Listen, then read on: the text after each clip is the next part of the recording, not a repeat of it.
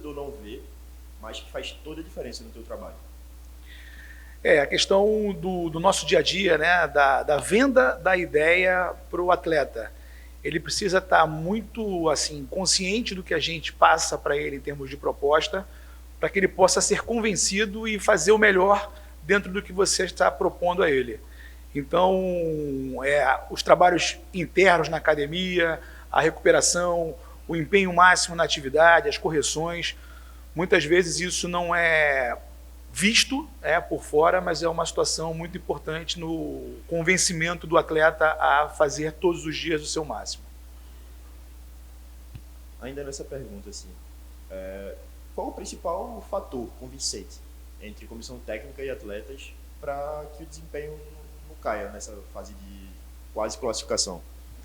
A questão é o desafio diário de tentar ser melhor a cada dia. Então, assim, a nossa obrigação é tentar isso, é tentar tirar do atleta o máximo, sabendo que nós não estamos no nosso auge ainda, temos muito a melhorar, e a nossa busca incessante é com relação à melhorar o desempenho, não cair em nenhum momento em uma acomodação pela proximidade da classificação, pelo contrário, o nosso grande desafio ele está por vir, que a gente classificando, o próximo passo são os mata-matas, então nós temos que estar preparados para tentar chegar nesse momento na melhor forma possível.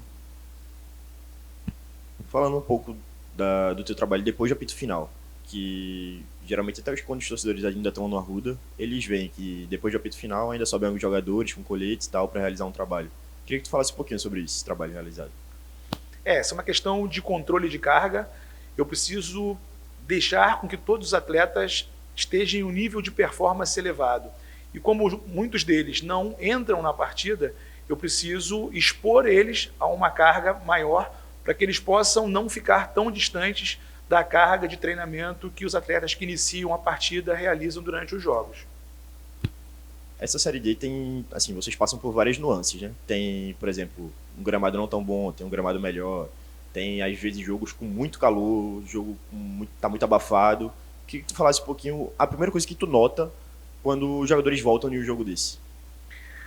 Tem a questão da temperatura, né? Quanto mais cedo o jogo, teoricamente no Nordeste, nós temos um calor maior e muitas vezes com uma umidade elevada que interfere na hidratação, interfere na performance dos atletas diretamente. Muitas vezes não existe uma parada técnica, isso também acaba prejudicando, porque você não consegue reidratar esses atletas de uma forma adequada, não consegue ter uma pausa mínima para que eles possam se recuperar em algum momento durante a partida. A questão do campo também ela influencia muito, porque os atletas têm uma dificuldade não só técnica, como também de mudança do terreno. O terreno é muito instável, então o risco de lesão ele se torna maior, além de serem gramados muitas vezes muito duros, então acontece de um desconforto maior nos joelhos, tornozelos, na coluna lombar. Isso também influencia por esse desnível e a rigidez de alguns gramados. Ainda nessa pergunta, há alguma preparação prévia quando sabe que vai enfrentar algo desse tipo, desse nível mais difícil? Com relação ao calor, a gente reforça muito a questão da hidratação, né, que a gente pode, de imediato, criar uma prevenção.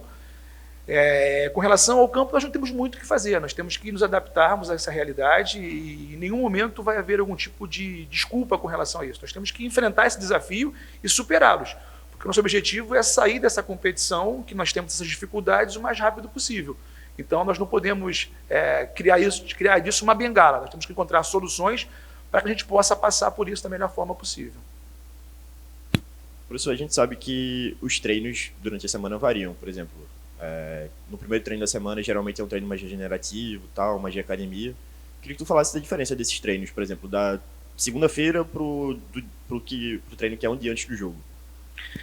Nós temos assim, distribuições de cargas distintas, tanto para quem inicia o jogo, quanto para quem não inicia, ou para quem participa parcialmente de uma partida. E essas cargas, eles iniciam a semana de uma forma para quem jogou, e para quem não jogou, inicia de uma outra forma, um pouco mais intensa, e finalizam a semana de forma oposta. Quem provavelmente vai iniciar a partida, quando se aproxima do jogo, existe uma redução de carga, e quem não, teoricamente, não irá iniciar, a gente consegue ainda fazer um pouco mais de trabalho para que essa carga não fique tão distante de quem vai iniciar a partida. Então, 24 horas antes do jogo, por exemplo, quem teoricamente irá iniciar a partida tem uma carga mínima.